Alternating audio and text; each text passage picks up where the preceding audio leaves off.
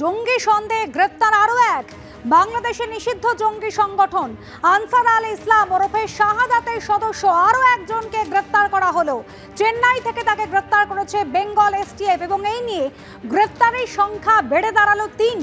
আমাদের প্রতিনিধি পার্থপ্রতিম ঘোষ এই মুহূর্তে রয়েছেন আমাদের সঙ্গে। পার্থপ্রতিম, প্রথমে কাকসা থেকে মোহাম্মদ হাবিবুল্লাহ, তারপর হাওড়া স্টেশন থেকে তার এক সঙ্গীকে গ্রেফতার করা হয়, এবার আরো একজনকে গ্রেফতার। একবারে দেখো, মোহাম্মদ হাবিবুল্লাহকে গ্রেফতার করার পরেই কিন্তু বেঙ্গল এসটিএফ বা গোয়েন্দাদের নজরে যে বিষয়টা সামনে আসে যে এরা যে নিষিদ্ধ জঙ্গি সংগঠন, বাংলাদেশের নিষিদ্ধ জঙ্গি সংগঠন আনসার আল ইসলাম বা শাহাদাত, তাদের সংগঠন কিন্তু একবারে বিস্তার লাভ করেছে এবং তারা এখানে সেই কার্যকলাপ কিন্তু চালাচ্ছে এবং সংগঠন তৈরি করেছে। এবং তার পরবর্তীকালে হাবিবুল্লাহকে গ্রেপ্তার করে নিজেদের হেফাজতে নেওয়ার পরে দ্বিতীয় আরও একজনকে, তিনি নবদ্বীপের বাসিন্দা এক যুবককে, তাকে কিন্তু গ্রেপ্তার করে বেঙ্গল এসটিএফ এর গোয়েন্দারা।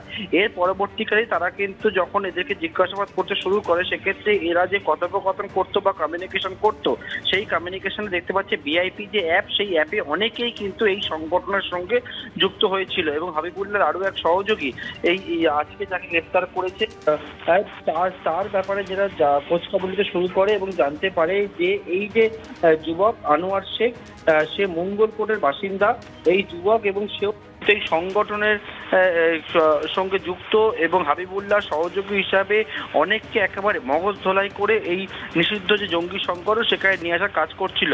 যখন একের পর এক গ্রেপ্তারি হচ্ছিল, তখন মঙ্গলকোট ছেড়ে সেই চেন্নাইয়ের উদ্দেশ্যে পালিয়ে যায় বলে জানা যাচ্ছে।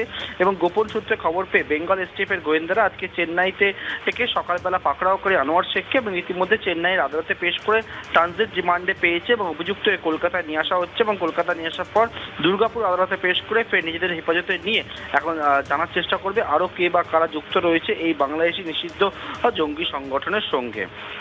ধন্যবাদ পার্থপ্রতিম।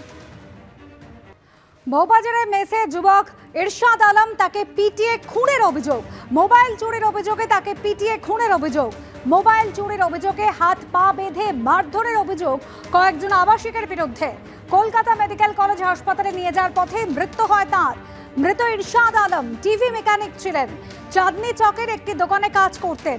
খুব খারাপ অবস্থা আনা হয়েছিল, এমনই জানাচ্ছেন কলকাতা মেডিকেল কলেজের সুপার। টিভি মেকানিকের পা ভেঙে গিয়েছিল, শরীরে একাধিক আঘাতের চিহ্ন ছিল। পুলিশ সূত্রে এমনই খবর। এখনো পর্যন্ত যে 14 জনকে আটক করা হয়েছে তাদের জিজ্ঞাসাবাদ চলছে মুচিপাড়া থানায়। বউবাজারে মেস থেকে এছাড়াও 6টি ব্যাট উদ্ধার হয়েছে, একটি লাঠি উদ্ধার হয়েছে, এমনকি ভাঙা অবস্থায় পাওয়া গিয়েছে একটি ব্যাট। মোবাইল চুরির কথা স্বীকার করেছেন টিভি মেকানিক, জিজ্ঞাসাবাদে দাবি করছেন আবাসিকরা, এমনই খবর পুলিশ সূত্রে।